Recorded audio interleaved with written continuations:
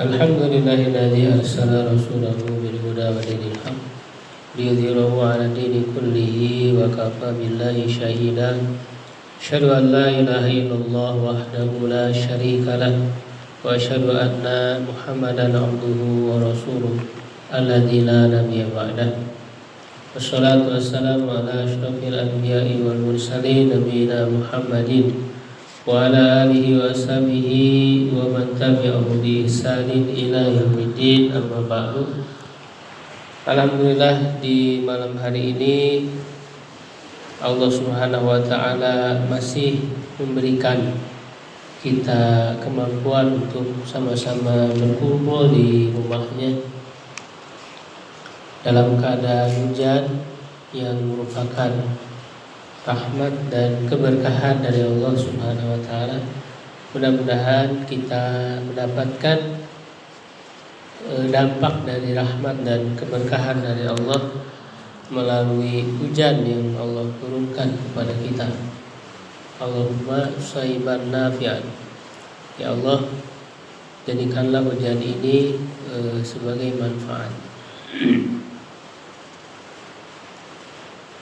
Kita masih di surat Al-Qasas dalam kisah Nabi Musa alaihissalam, di mana kita ingin mengambil pelajaran dan petunjuk, khususnya untuk lebih meningkatkan kualitas ketakwaan kita kepada Allah dan juga mampu membawa keluarga kita menuju kepada keridhaan Allah.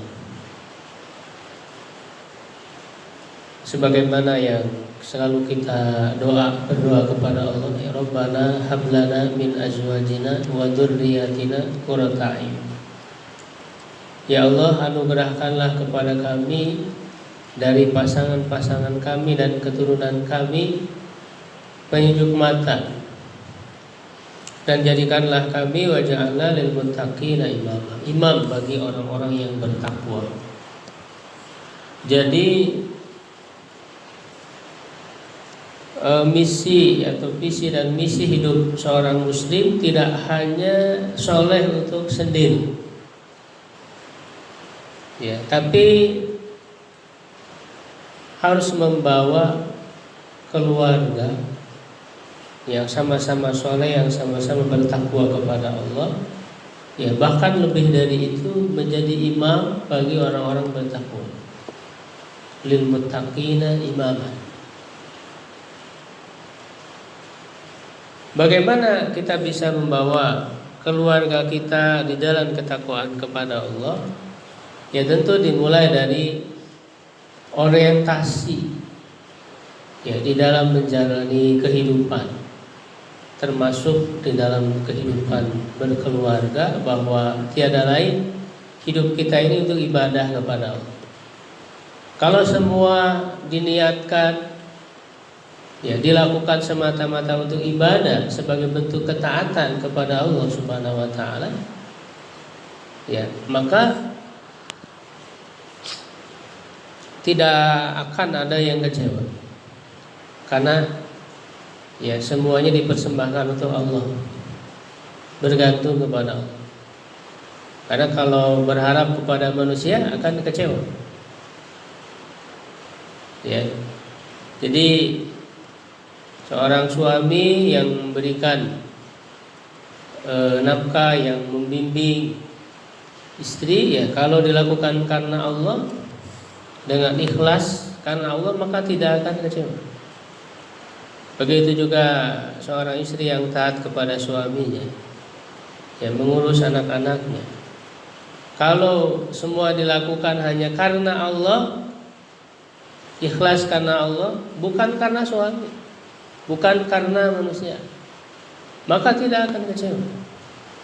Jadi kalau kita kembalikan kepada orientasi hidup kita itu beribadah kepada Allah, maka semuanya akan berjalan dengan selamat, akan mendatangkan ketenangan, ketentraman. Ya, sehingga janji Allah la khaufun alaihim wa lahum yahzanun. Tidak ada rasa takut dan tidak ada bersedih hati. Tetapi yang ada adalah ketenangan, ketentraman. Ya, dan menjadikan pedoman wahyu yang Allah turunkan Al-Quran dan Sunnah ini untuk menjalani kehidupan ini. Ya, dan berbagai permasalahan yang kita hadapi tentu solusinya semua sudah ada. Maka untuk itulah kita mempelajari Al-Quran, mempelajari Sunnah, hadis-hadis Rasulullah SAW. Ya, termasuk diantaranya kita menjadikan teladan, yaitu para nabi. Karena dalam Islam tidak hanya berbicara konsep saja, teori saja, tetapi prakteknya sudah ada. Ya, prakteknya itulah melalui para nabi yang oleh Allah ceritakan kisah-kisah mereka, ya, sebagai praktek dari syariatnya Allah Subhanahu wa taala turunkan. Sehingga menjadi teladan bagi kita. Ya, nah mari sedikit-sedikit kita mengambil pelajaran dari kisah Nabi Musa alaihissalam, khususnya berkaitan dengan bagaimana sebuah keluarga yang diridhoi oleh Allah, ya, itu dijalankan. Sebelumnya sudah kita bahas tentang kelahiran Nabi Musa alaihissalam, bahwa beliau lahir justru di tengah-tengah keputusan Firaun untuk membunuh setiap anak laki-laki yang lahir, ya, berdasarkan mimpinya yang akan menghancurkan kerajaannya, ya. Tetapi ini menjadi suatu keyakinan bahwa sehebat apapun tipu daya, ya, yang dilakukan oleh orang-orang yang zalim di muka bumi ini, dan Fir'aun ini menjadi simbol, ya, kezaliman, bahkan orang yang paling zalim di muka bumi ini, ya, maka, ya, skenario ataupun rencana dari Allah Subhanahu wa taala itu lebih hebat lagi, tidak akan bisa mengalahkan, ya, skenario Allah Subhanahu wa taala. Wa makaru wa makarullah wallahu khairul makirin. Ya, mereka membuat makar, membuat tipu daya, tetapi, ya, makar maksudnya balasan terhadap tipu daya itu, tipu daya Allah itu lebih baik, ya, daripada mereka. Ya, bahkan rencana Allah ini datang dari arah yang tidak mereka sadari. Ya, seperti ditegaskan dalam ayat-ayat yang kita baca tadi, di mana kemudian Allah mewahyukan, maksudnya mengilhamkan, ya, bukan wahyu dalam arti wahyu yang diberikan kepada Nabi, karena makna wahyu itu, ya, ada beberapa makna secara bahasa. Ya, ketika di sini Allah mengatakan kami wahyukan kepada ibunya Musa, maksudnya adalah mengilhamkan, karena ibunya Nabi Musa bukan nabi. Ya, nabi itu hanya lelaki. Ya, rijalan nuhi ilaihim. Jadi nabi itu hanya dari kalangan laki-laki, tidak ada dari kalangan perempuan.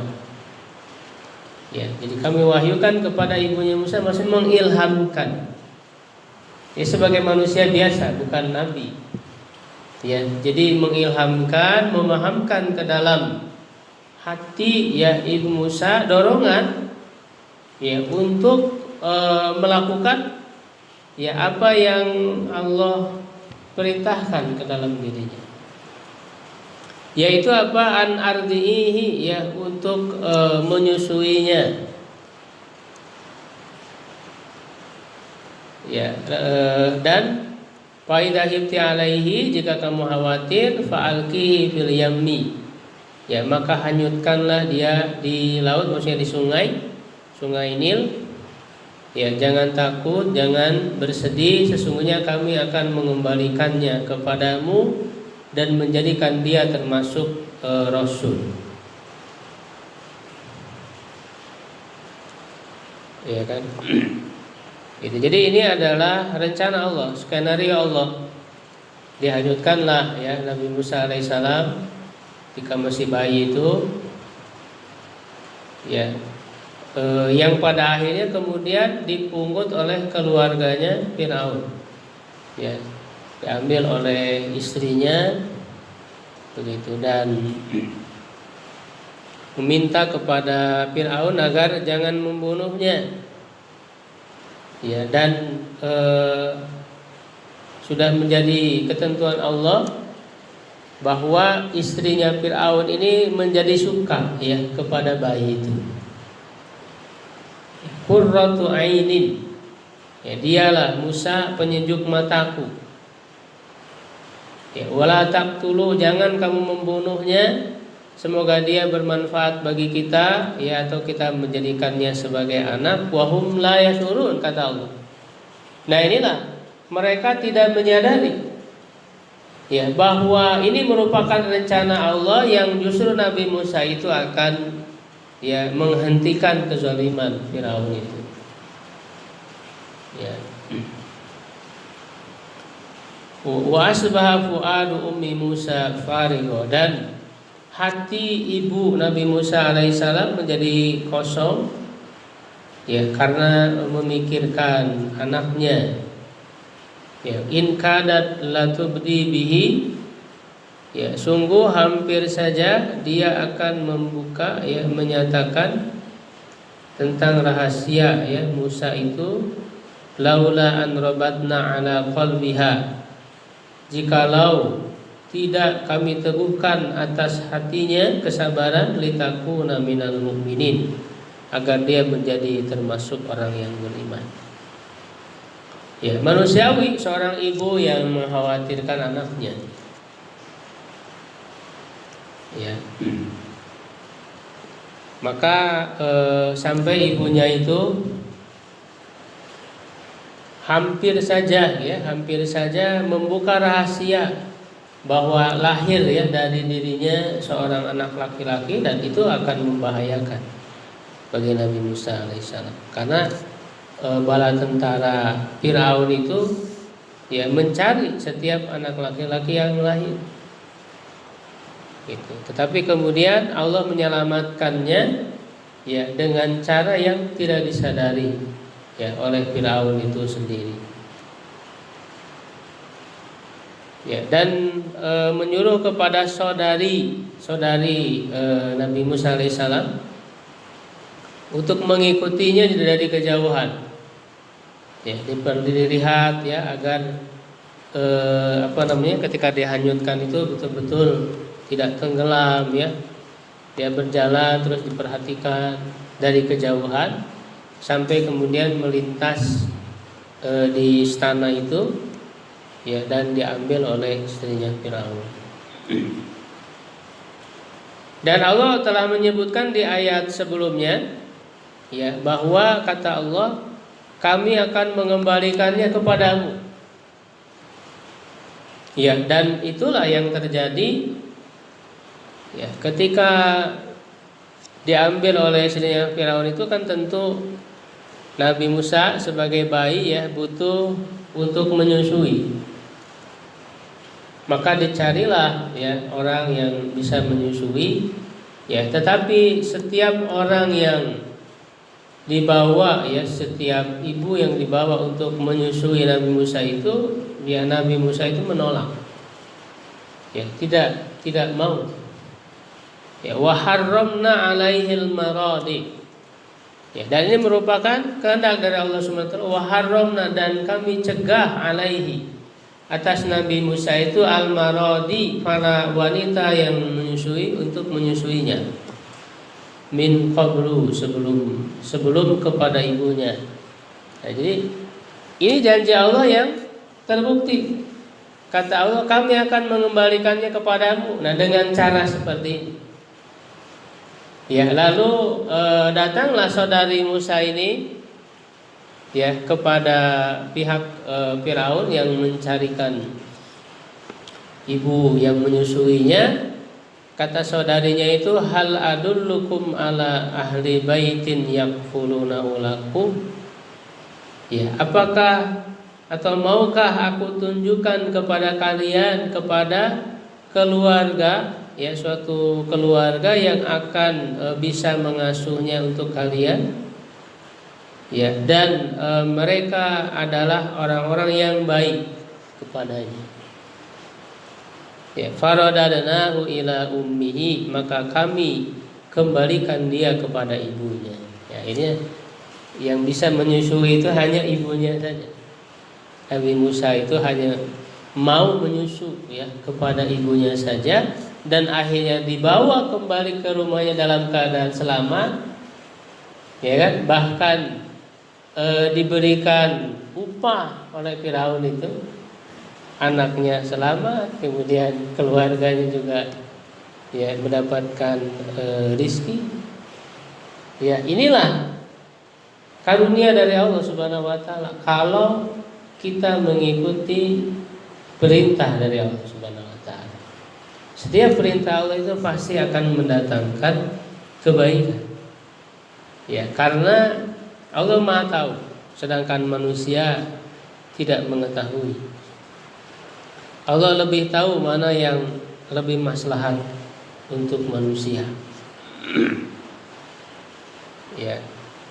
Dan ini juga menunjukkan peran penting seorang ibu ya di dalam menyusui anaknya.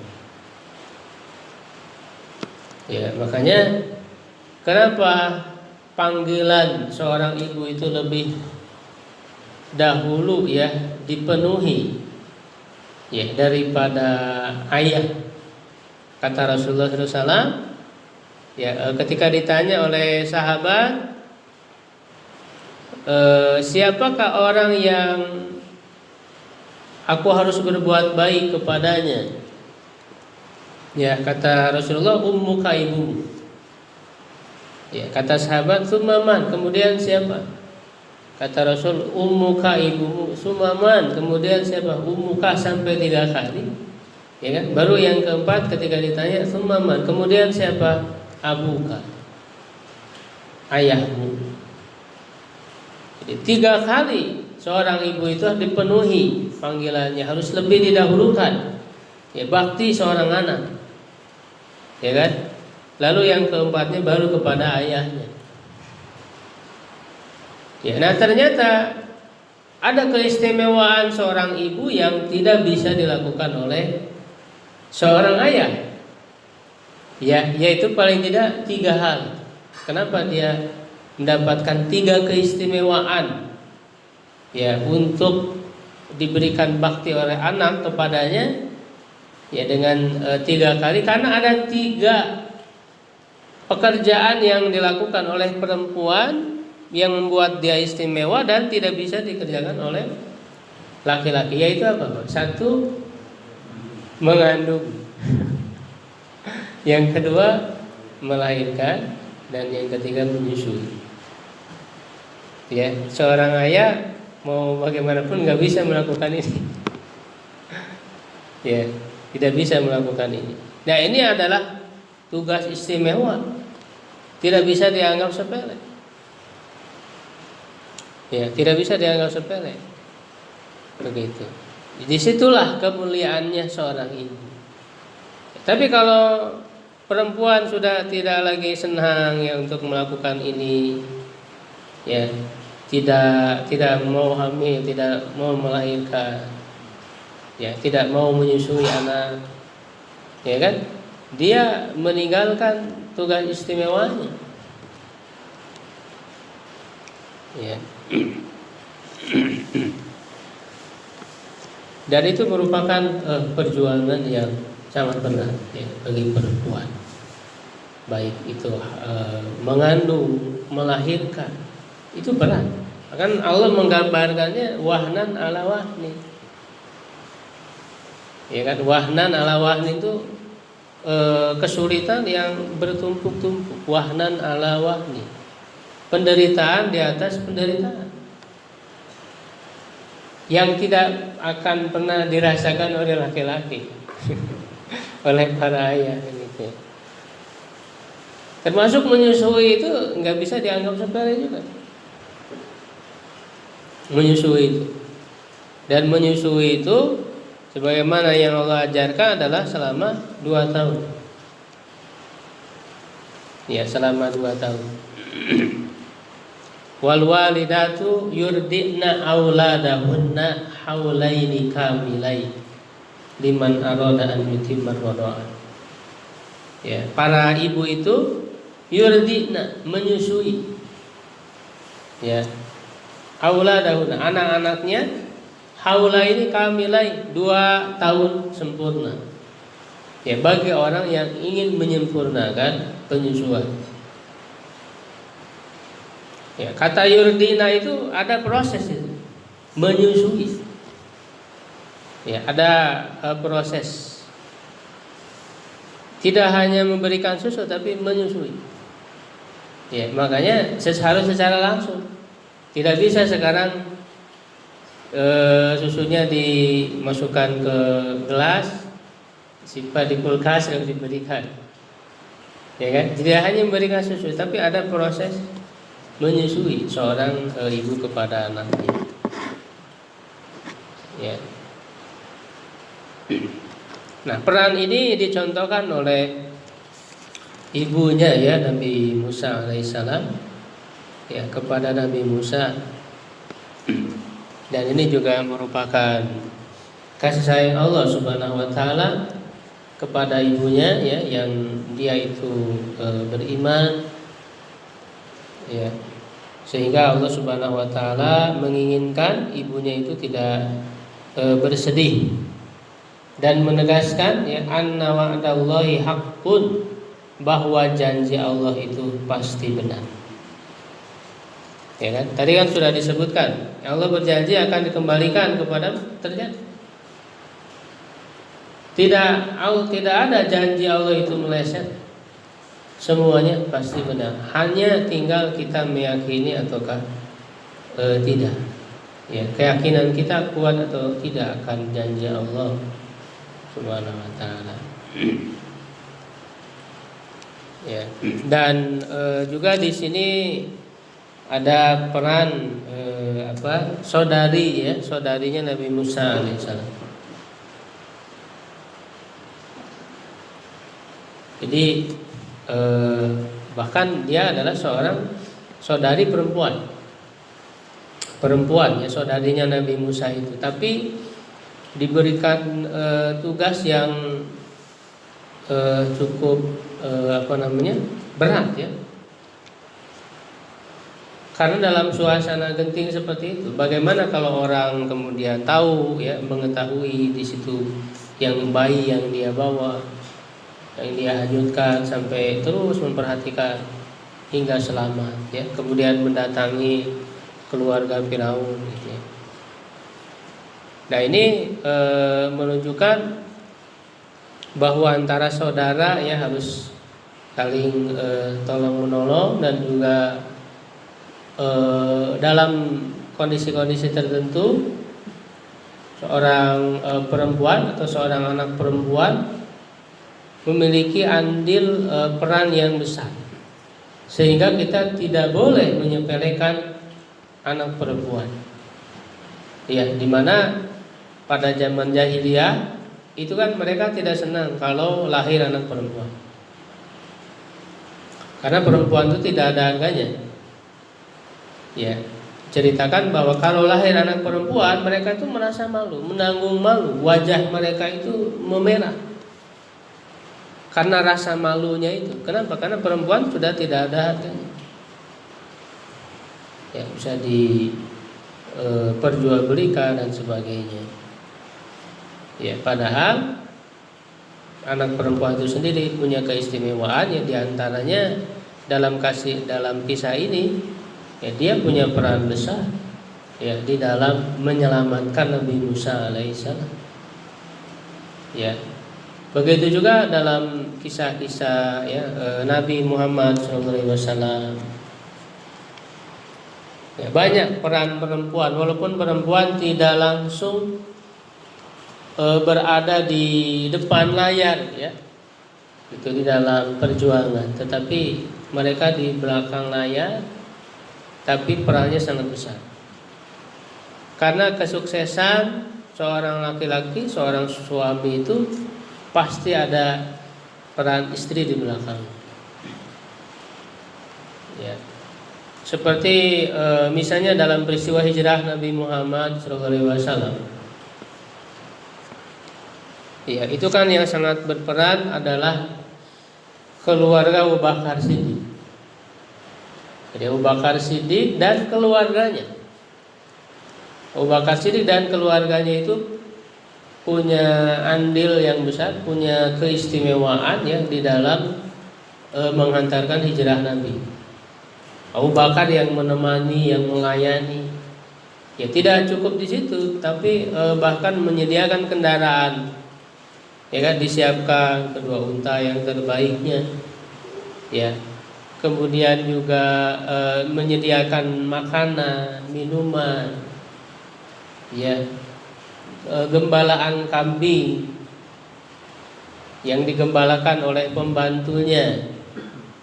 Ya, Amir bin Buhairah itu disuruh untuk menggembala di dekat gua, ya, di dekat gua Sur itu, tempat persembunyian Rasulullah dan Abu Bakar. Ya, agar bisa diperah susunya untuk minum.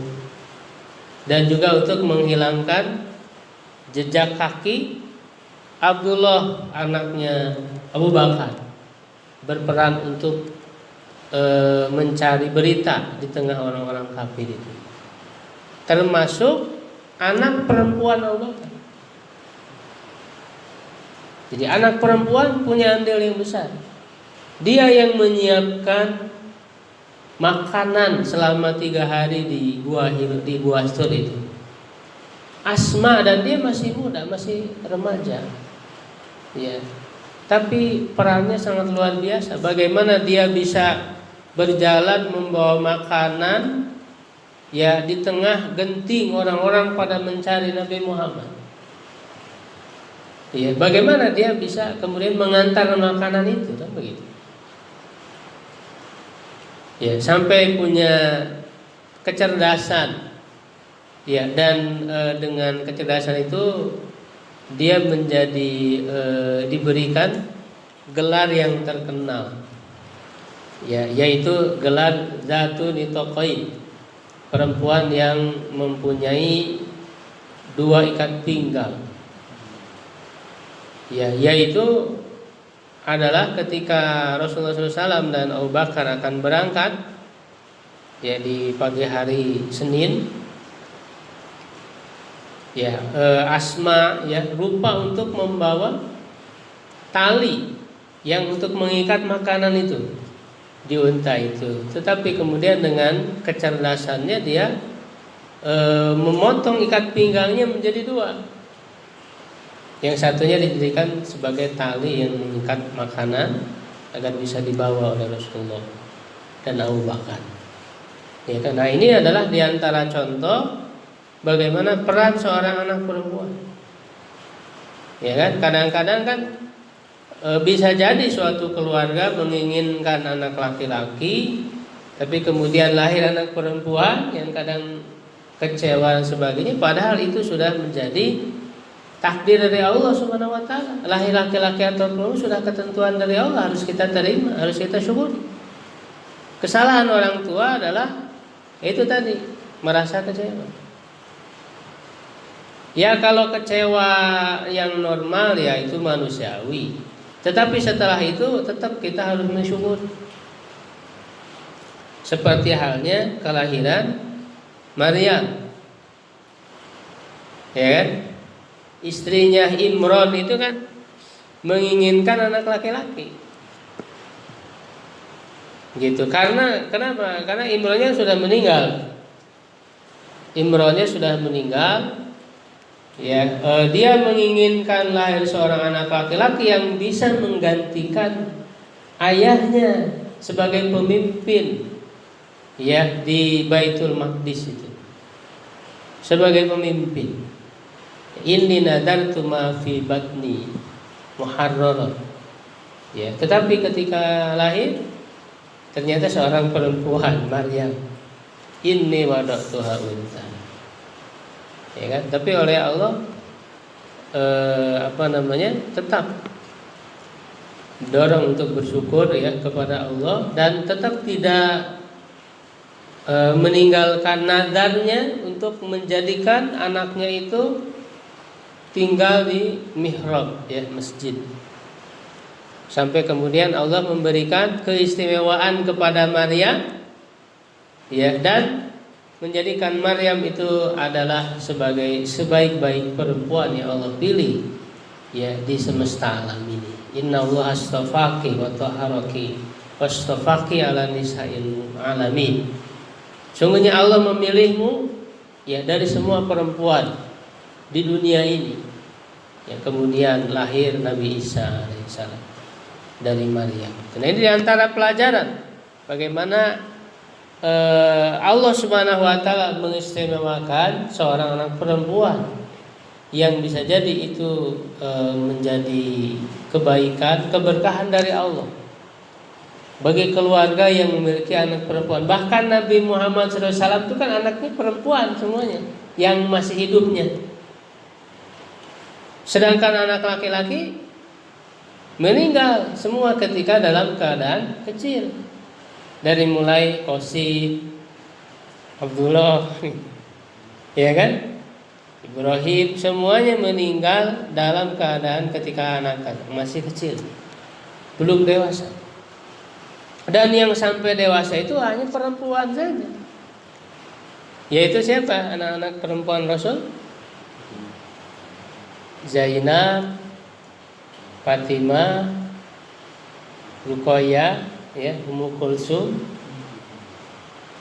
Ya, Fatimah ini yang dinikahi oleh Ali bin Abi Thalib. Zainab dinikahi oleh siapa? Bukan. Enggak, Abu Bakar tidak menikahi anak Nabi.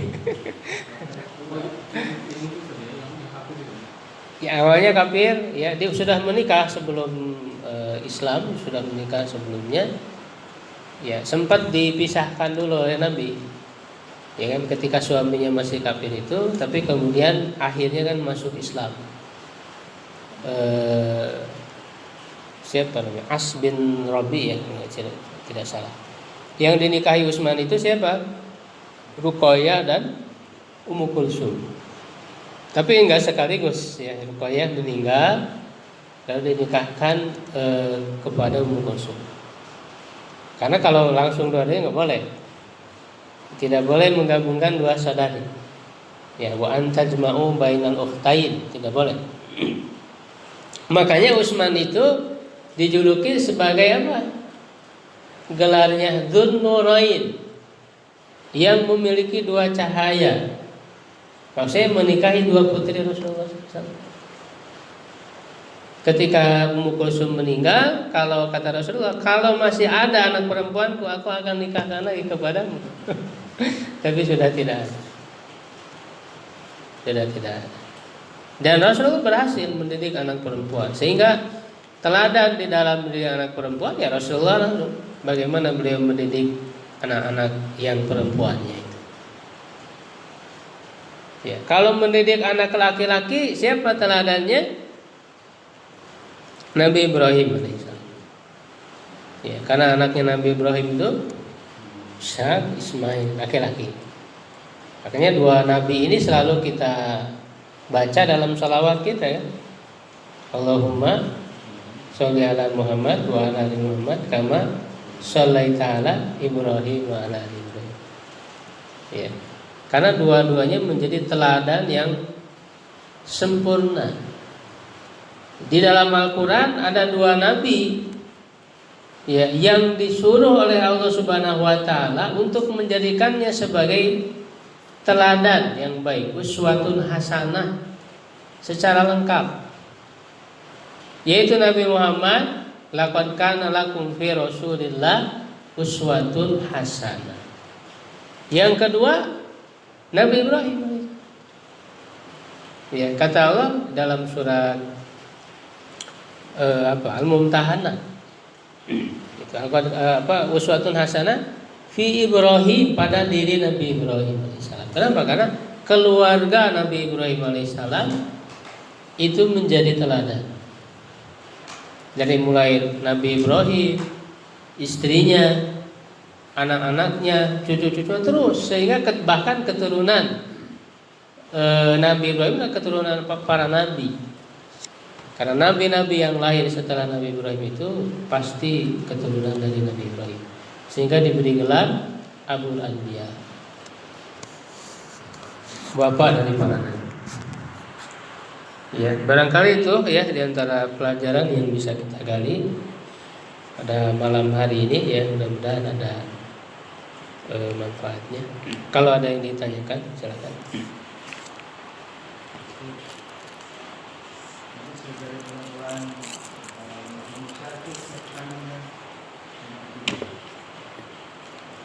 Ya, kalau tidak salah sekandung dengan Musa. Ya, kakaknya. Nabi Musa yang masih bayi.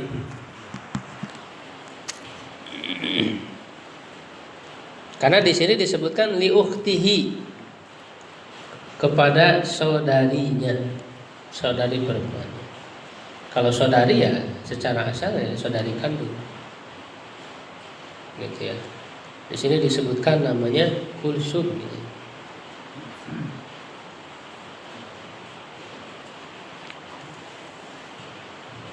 Kalau yang kami kembalikan mereka kepada dia kepada ibunya. Maksudnya itu memang ibunya itu dibawa ke rumah ibunya lagi atau ibunya yang tinggal di sana? Dibawa ke rumah ibunya. Sampai umur berapa tahun? Ya, salam menyusui aja. Sampai menyusui, karena kan untuk menyusui ya, kepentingannya untuk menyusuinya. Nah, ketika dalam masa menyusui itu kan sambil diurus ya, diurus oleh ibunya. Jadi Nabi Musa nggak bisa di istananya Firaun? Di sana ya kan tetap saja dalam pantauan, dalam tetap pengurusan Firaun dan keluarganya gitu. Jadi tidak full di ibunya. Walaupun gambar jadi di Firaun itu kan umur masih di bawah 2 tahun ya? Iya, masih kecil. Belum bisa membedakan itu ya, antara api dan madu yang namanya. Dia ngambil api sehingga menjadi cadel itu ya, lisannya itu ya. Makanya nanti kan ada Nabi Harun ya alaihissalam, saudaranya yang menemani Nabi Musa di dalam menyampaikan dakwah. Makanya ketika akan menyampaikan kepada Firaun kan berdoa, Allah Rabbi syrahli sadri wa yassirli amri wahlul 'uqdatam min lisani. Ya kan, lepaskanlah kesulitan dalam lisan.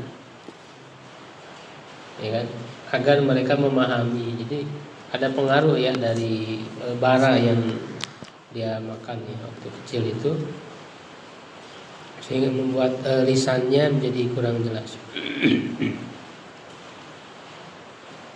Pembunuhan terhadap anak-anak Bani Israil itu hanya pada saat zaman Nabi Musa lahir. Setelah itu tidak dibunuh lagi, karena Harun lahir kan setelah itu. Iya, tidak ada lagi itu.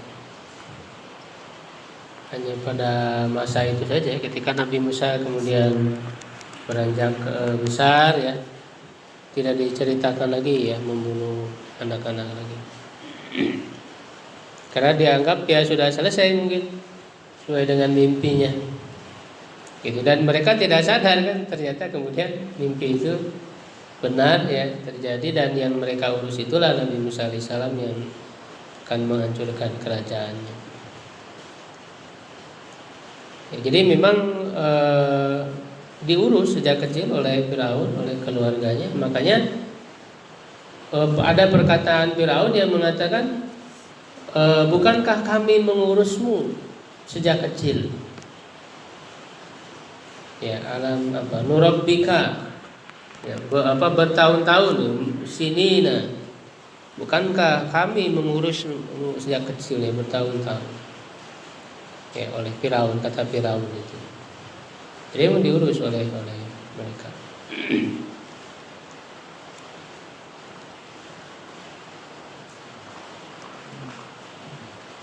Sampai nanti pada saat sudah pemuda ya, menjadi seorang anak muda, itu kan kisah kemudian memukul ya, dari ada dua orang yang berkelahi, yang satu dari Bani Israel, yang satu dari kaumnya Firaun, kaum Kipti, dipukul dan mati. Dari situlah kemudian Nabi Musa kabur ya ke Palestina, negeri Madian. Madian itu di Palestina.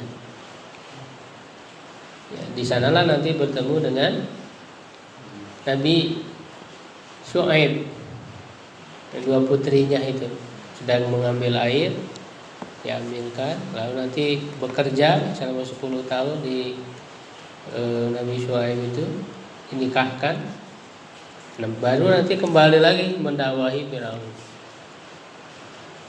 Itu. Dan di perjalanan itulah kemudian melihat api, didatangi, lalu dipanggil oleh Allah Subhanahu wa taala.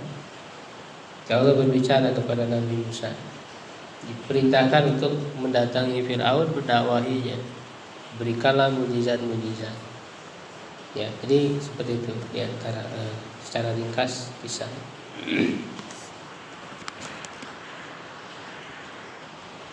Baik, kalau tidak ada lagi kita cukupkan untuk kajian malam hari ini. Subhanakallahumma bihamdika asyhadu an la ilaha illa anta astaghfiruka wa atubu ilaik. Qulu qawli hadza wa astaghfirullah li wa lakum. Assalamualaikum warahmatullahi wabarakatuh.